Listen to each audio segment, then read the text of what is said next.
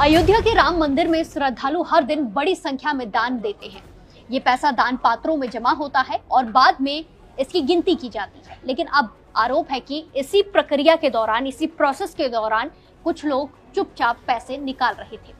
सूत्रों के अनुसार मंदिर प्रबंधन से जुड़े कुछ लोगों को लंबे समय से इस तरह की गड़बड़ी की जानकारी मिल रही थी, शिकायतें मिल रही थी। बताया जा रहा है कि पहले सबूत जुटाए गए, गतिविधियों पर नजर रखी गई और फिर सही समय का इंतजार किया गया। इस पूरे मामले में सबसे ज्यादा चर्चा राम शंकर यादव उर्फ पिंटू की हो रही है। बताया जा रहा है कि वो एक ट्रस्ट पदाधिकारी का ड्राइवर था, लेकिन समय के साथ साथ उसका प्रभाव काफी ज्यादा बढ़ता गया।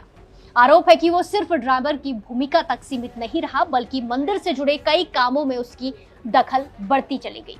यहीं से शुरू हुई अंदरूनी नाराजगी। मंदिर व्यवस्था से जुड़े कुछ लोग इस बढ़ते प्रभाव से असहज थे। इसी दौरान उन्होंने दान राशि में कथित गड़बड़ी की जानकारी मिली। इसके बाद पूरे मामले की निगरानी शुरू हुई। बताया जाता है कि 5 जून दोपहर में एक ट्रस्ट पदाधिकारी अचानक राम जन्मभूमि परिसर के यात्री सुविधा केंद्र पहुंच जाते हैं। वहां दान राशि की गिनती का काम चल रहा था। अचानक तलाशी की कार्रवाई, अचानक से एक्शन होता है और कुछ लोगों के पास से नकदी मिलने का दावा किया गया। पूछताछ आगे बढ़ी तो कई अन्य नाम भी सामने आने लगे।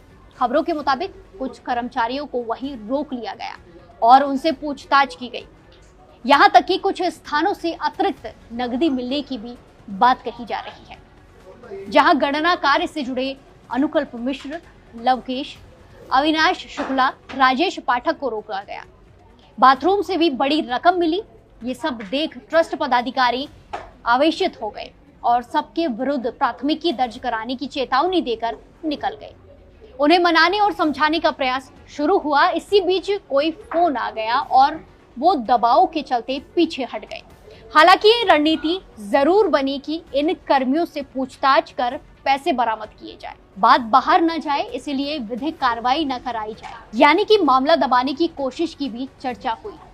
कहा गया कि कानूनी कार्रवाई के बजाय आंतरिक स्तर पर पूछताछ करके रकम वापस ली जाए और विवाद को सार्वजनिक न होने दिया जाए।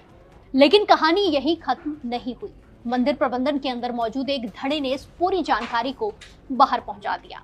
मामला राजनीतिक गलियारों तक पहुंच गया और फिर समाजवादी पार्टी प्रमुख अखिलेश यादव ने सोशल मीडिया पर इस मुद्दे को उठा दिया। तभी से चढ़ावा चोरी का प्रकरण सुर्खियों में छाया हुआ है। सपा प्रमुख अखिलेश यादव ने सोशल मीडिया पर लिखा, समस्त विश्व में भगवान राम के उपासकों के लिए ये बेहद संवेदनशील समाचार है कि राम मंदिर के चढ़ावे की करोड़ों की रकम गायब पाई गई। ये मंदिर ट्रस्ट के लिए अत्यंत शर्मनाक स्थिति है।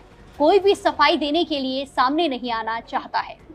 न्यायालय से स्वतः संज्ञान लेने की मांग है, क्योंकि इसका सीधा संबंध वैश्विक स्तर पर समस्त सनातनी समाज के प्रभु राम में गहरी आस्था से जुड़ा है। सरकार की चुप्पी संदिग्ध है। इसके बाद ये मामला राष्ट्रीय स्तर की चर्चा बन गया। अब इस पूरे मामले की जांच के लिए विशेष जांच दल यानी कि SIT सक्रिय हो चुकी है।